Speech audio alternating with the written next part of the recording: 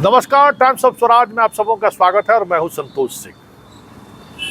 मैं आज एक ऐसे शहर में हूं जिन शहरों के सहारे हम बिहार के उस दर्द को समझना चाहते हैं, जिस दर्द को मैं पिछले कई दिनों से ऑपरेशन के पाठक के माध्यम से व्यक्त करता रहा हूं। जी हाँ, इस वक्त मैं हमारे सामने जो आप देख रहे हैं बड़ी बड़ी बिल्डिंग, ये बिल्डिंग किड्स मतलब भुवनेश्वर की जो सबसे बड़ी संस्था है, एजुकेशन की संस्था है, उस संस्था के सामने हम खड़े हैं। कलिंगा यूनिवर्सिटी, उसका ये सामने जो आप देख रहे हैं वो मेडिकल कॉलेज है और उसके पीछे हॉस्टल है। ये हॉस्टल का इलाका है जिस इलाके में कभी नालंदा हुआ करता था बिहार में, कभी ईस्ट का ऑक्सफोर्ड हुआ करता था बिहार में। आज हम कहाँ हैं और हम रही बिहार से ये अलग होकर आज उड़ीसा कहाँ है, उड़ीसा कहाँ है, ये समझने के लिए हम आपको आज शिक्षक दिवस के मौके पर भुवनेश्वर से हम आपसे जुड़े हैं। जी हाँ, पिछले 2 दिनों से मैं भुवनेश्वर में 319 संस्था एजुकेशन का, समझ जाइए, अलग अलग फील्ड में, इंजीनियरिंग, मेडिकल, मतलब हर टेक्निकल ऑर्गेनाइजेशन यहाँ मौजूद है जिसकी आप कल्पना नहीं कर सकते। और बस सामने जो देख रहे हैं वो पहाड़ी इलाका है और उस पहाड़ी इलाका पर सारा इंस्टीट्यूट बनकर तैयार है।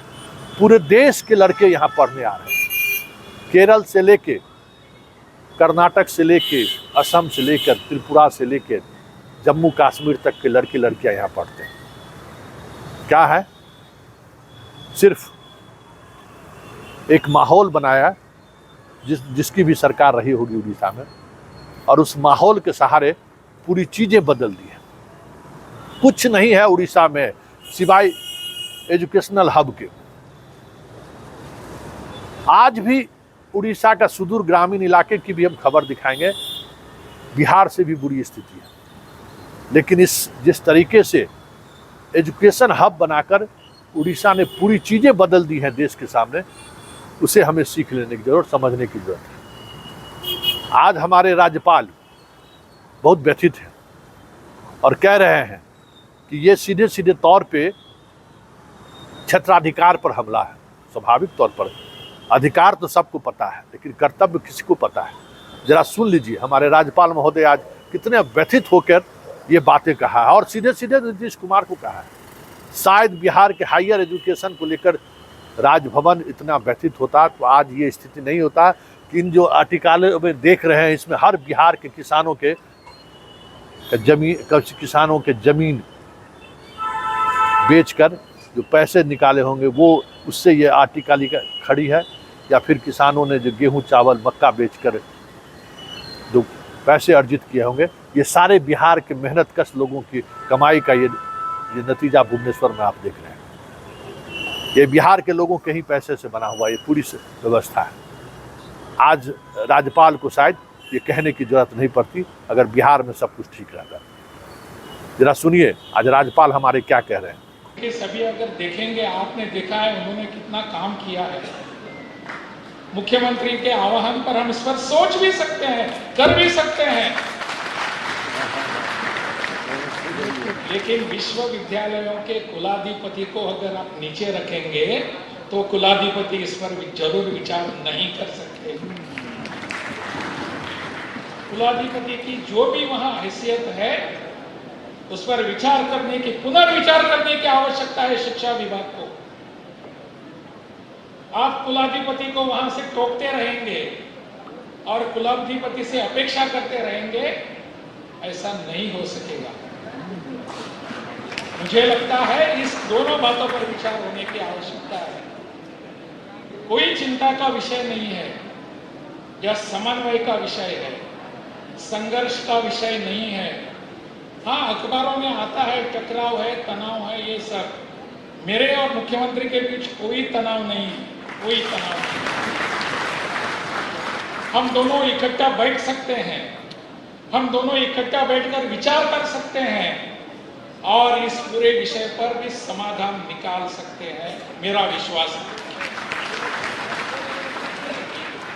शिक्षक दिवस पर अगर अपने इस शिक्षा के इस सिस्टम को, अपने प्रदेश के शिक्षा माहौल को ठीक ढंग से करने का प्रयास करने का भी संकल्प करे, मुझे लगता है इससे ज्यादा बड़ा तोहफा और कुछ नहीं हो सकता है। इसलिए हम सबको इस विषय को गंभीरता से लेकर आगे बढ़ने की आवश्यकता है। आज यहाँ जिन जिन शिक्षकों का सम्मान हुआ बहुत ही आवश्यक था। इन्होंने अपनी शिक्षा के प्रति जो योगदान दिया है, इसी के कारण आज अपने विद्यार्थी अनेक जगहों पर जाकर अपना नाम कमा रहे हैं, आगे बढ़। आपने सुना, अब लगे हाथ थोड़ा हम शिक्षा मंत्री का भी सुन लीजिए कि शिक्षा मंत्री भी के पाठक पर बड़ी हमला की है।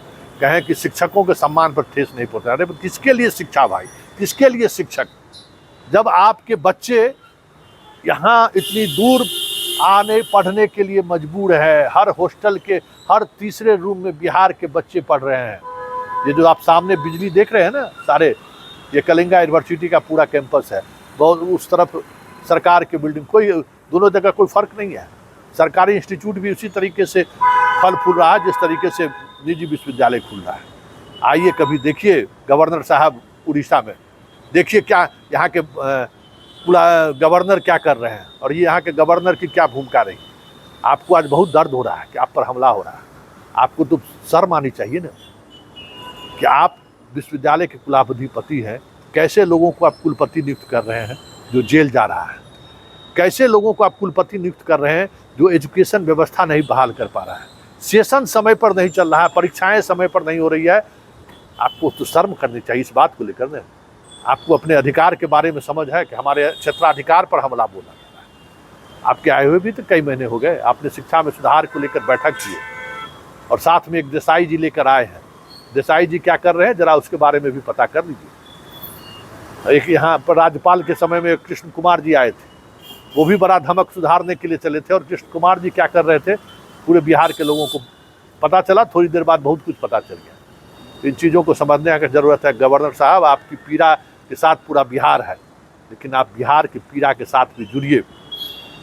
आपको अपना अधिकार समझ में आ रहा है, लेकिन कर्तव्य क्या है ये आपको समझ में नहीं आ रहा है। अगर ये कर्तव्य समझ में आता तो आज जिस तरीके से एक अधिकारी के आचरण को लेकर आप व्यथित हैं कि हमारे क्षेत्राधिकार पर हमला बोला है, आज आपको व्यथित होना चाहिए कि करोड़ों अरबों का जो ये साम्राज्य खड़ा हुआ है भुवनेश्वर में, उसमें बिहार के कितने किसानों के पुरखों की जमीन की गाढ़ी कमाई का पैसा लगा होगा, इसका कोई अंदाज़ा आपको नहीं होगा। हर व्यक्ति जो है आपको ये 2 नंबर कमाई से ही नहीं अपने बच्चे को भेजा है। बहुत सारे ऐसे लोग हैं जिनको ज़मीन बेचने पर मजबूर होना पड़ा है बच्चों को पढ़ाने के लिए। मेहनत करके जो हमारे बिहार के किसान और मजदूर हैं वो अपने बच्चों को पढ़ाने के लिए भेजे हैं भुवनेश्वर में। कई ऐसी संस्थान हैं जहाँ बिहार के गाँव के बच्चे, भले कलिंगा में आपको ना दिखे, लेकिन कई संस्थान में आपको दिख जाएंगे। तो गवर्नर साहब, दुख इस बात का है, शिक्षा मंत्री जी, दुख इस बात का है कि जिस बात को लेकर आपको पीड़ा होनी चाहिए उस बात को लेकर आपको पीड़ा नहीं है। जिस बात को लेकर आपको गलानी होनी चाहिए थी उस बात को लेकर आपको गलानी नहीं है। हमारे पीछे वो तमाम वीडियो देख रहे हैं यहाँ के विश्वविद्यालयों के बारे में, देख रहे हैं ना कि विश्वविद्यालय की क्या स्थिति है। लेकिन क्या कहा जाए, कहने को कुछ नहीं, कहने के कुछ नहीं है हमारे पास। कहते हैं ना, हमें औरों में लूटने का कहाँ गम था, ताकत था किसी को कि और कोई आकर हमें लूट ले। दुख तो यही है कि आप लोगों ने मिलकर लूटा है। गैरों में कहाँ दम था। और बिहार वहीं डूबा है जहाँ पानी कम था। किसी ने शिक्षा व्यवस्था पर ध्यान, बताइए, ऑक्सफोर्ड, ईस्ट का ऑक्सफोर्ड हमारा Patna university, engineering college, medical college, world class का मेडिकल कॉलेज और इंजीनियरिंग कॉलेज माना जाता था। देश में सर्वोच्च स्थान में वहाँ गिनती होती थी। आज कहाँ है, खड़े हैं हम, और देश कहाँ खड़ा है। अरे पड़ोसी मुल्क उड़ीसा देखिए कहाँ खड़ा है। कभी तो उड़ीसा और बंगाल और बिहार सब हम लोग भाई भाई, एक ही स्टेट था ना। देखिए हमसे अलग हुआ कहाँ, इनको कौन सा क्या मिला। आज भी इनका ग्रोथ रेट जो 2004 में था आज भी वही है। बहुत बड़ा डेवलपमेंट नहीं किया, लेकिन जो काम इन्होंने शिक्षा के क्षेत्र में किया और गुणवत्तापूर्ण शिक्षा के क्षेत्र में काम किया, आज देश और दुनिया के नज़र में भुवनेश्वर का एक अलग इमेज है। पूरे भुवनेश्वर सिटी में 319, एक बार फिर हम दोहरा रहे हैं, 319 शैक्षणिक संस्थान है और उन्हीं संस्थानों के सहारे पूरा उड़ीसा का जीडीपी चल रहा है, जितनी बड़ी आमदनी अन्य राज्यों से यहाँ पे पैसे आ रहे हैं। वैसे बिहार के कलिंगा यूनिवर्सिटी में छात्र नहीं दिखे जितना ज़्यादा, जितना अन्य यूनिवर्सिटी में हमको देखने को मिला। ये समझिए राज्यपाल महोदय, शिक्षा मंत्री जी, आपके स्वाभिमान पर जरूर ठेस पहुंचा है, हमें भी दुख है, लेकिन बिहार के इस बाप का भी दर्द समझिए जो अपने बच्चों को किस तरीके से हजारों किलोमीटर दूर कोचिंग करने के लिए भेजता है। इस बाप के दर्द को समझिए कि कैसे अपने बच्चों को छोड़कर, अपने कलेजे को छोड़कर वापस घर लौट रहा है। हम बार बार 2 दिनों तक यही महसूस कर रहे थे इस शहर में कि हम कैसा अभागा बाप है कि हम अपने बच्चों को पढ़ने के लिए एक बेहतर इंस्टीट्यूट भी नहीं दिलवा पाए बिहार में। हम एक ऐसा अभागा बाप है कि हम अपने बच्चों को, अपने कलेजे के टुकड़ों को 1000 किलोमीटर दूर आज छोड़ कर जा रहे हैं। ये कोई दर्द पत्रकार नहीं बयां कर सकता है, एक बाप बयां कर सकता है कि कोचिंग से लेके बच्चों को का बेहतर रिजल्ट कैसे हो, देश स्तर पर उसका रैंक कैसे बेहतर हो, अच्छे इंस्टीट्यूट में नामांकन उसको कैसे हो, उसके लिए जो जद्दोजहद, उसके लिए जो पैसे खर्च करने पड़ते हैं, कमाई के पैसे, मेहनत के जो पैसे खर्च करने पड़ते हैं, फिर उसके बाद गली गली घूमना पड़ता है, जिस तरीके से जलील होना पड़ता है। हम बिहारी हैं। इस जलालत का एहसास राज्यपाल महोदय आपको नहीं है, आपको अपने अधिकार का एहसास है। आप अपने आप के अधिकार, आपको मुबारक, आपके राजभवन को भी मुबारक।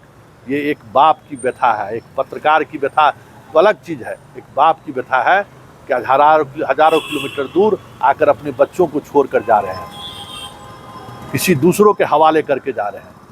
शायद इस दर्द का एहसास शिक्षा मंत्री को भी नहीं होगा। सोचा था हमने कि दिल्ली यूनिवर्सिटी में पढ़ा है तो कुछ अकल होगा, लेकिन जिस अकल से बात वो कर रहे हैं, हमें भी दर्द हुआ कि हम भी उसी विश्वविद्यालय से पढ़े लिखे। काफ़ी हम उत्साहित कि शिक्षा मंत्री कुछ बेहतर करेंगे, लेकिन वो चीज़ें नहीं दिखी। चलिए, एक दर्द है शिक्षक दिवस के मौके पर एक ऐसे लाचार विचार, कमज़ोर बाप का, कमज़ोर तो नहीं है लेकिन एक बाप का हम लाचारी बयां कर रहे हैं कि किस तरीके से आज हम अपने बच्चों को छोड़कर वापस बिहार लौट रहे हैं, इस उम्मीद से कि यहाँ से बच्चे पढ़कर बेहतर करेंगे। आकाश अगर इस तरीके की संस्था आज हमारे बिहार में होती तो आज हमें इतने दूर नहीं आना पड़ता। राज्यपाल महोदय सोचिए, शिक्षा मंत्री जी सोचिए, और हमारे मुख्यमंत्री जी भी, आप भी सोचिए।